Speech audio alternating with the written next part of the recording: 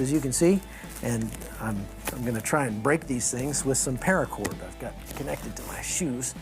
So that was pretty easy. We sat through 2 days of classroom training. We also learned some very valuable skills. And the movement is towards your wrist. All I'm doing is putting it under tension and rocking.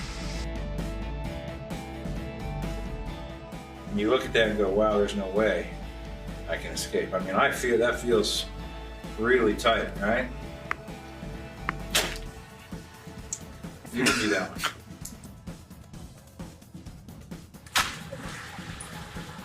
Really? I feel like Superman.